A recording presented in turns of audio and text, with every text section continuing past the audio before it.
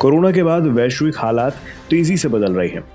साथ ही देश की अर्थव्यवस्था की रिकवरी भी जोरदार रफ्तार से हो रही है। ऐसे में विदेशी कंपनियां भारत को निवेश के लिहाज से बेहद आकर्षक डेस्टिनेशन मान रही हैं।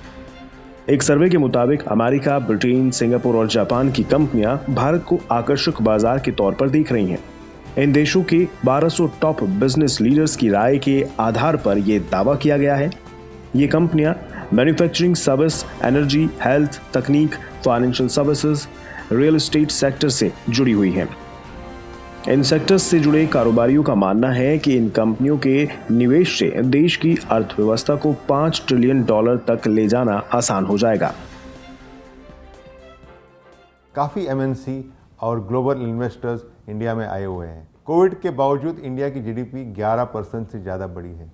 हमारा इंफ्रास्ट्रक्चर और रियल एस्टेट में भी काफ़ी तेज़ी आई है लास्ट 6 महीने के अंदर। Business, banking, finance, health care में हमें काफ़ी बढ़ोतरी मिली है और इसे हमें कोई नहीं रोक सकता।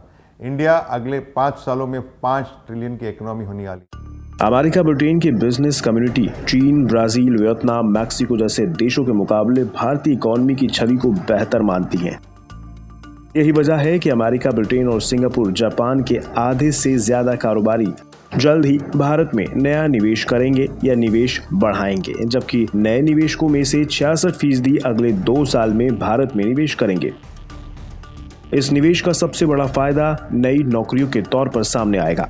मैन पावर के सर्वे में भी सामने आया है कि 44% कंपनियां भारत में नौकरियां देने को तैयार हैं, लेकिन 43 देशों की करीब 45,000 कंपनियों पर किए गए सर्वे के मुताबिक 69% कंपनियों को स्किल्ड कर्मचारी नहीं मिल रहे हैं। भारत में तो 89% कंपनियों को कुशल कर्मचारी नहीं मिल पा रहे हैं। ऐसे में भारत को ग्लोबल मैन्युफैक्चरिंग हब के तौर पर देख रही विदेशी कंपनियों के सामने लोकल टैलेंट खोजना बड़ी मुश्किल है। आज हर स्टेट हर तरीके से कोशिश कर रहा है, कम्पीट कर रहा है कि बिजनेसेस को अच्छा एनवायरनमेंट दिया जाए। इसके ऊपर देश के अंदर ये भी बता दिया है, यदि कोई ग्लोबल चैलेंजेस कोविड की तरह आते हैं, उसको हैंडल करने की क्षमता है। अब भारत को कारोबारी माहौल को और बेहतर बनाने के लिए रेगुलेटरी फ्रेमवर्क को ज्यादा पारदर्शी बनाने की जरूरत है।